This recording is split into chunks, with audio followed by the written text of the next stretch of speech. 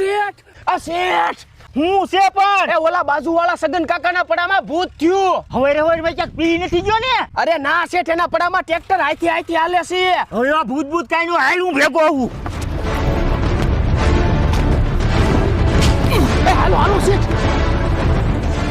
અરે આ કેમ ઓટોમેટિક હાલે છે? અરે આ મેં મેપિયો ઓટો સ્ટેરિંગ સિસ્ટમ ફિટ કરાવેલી છે.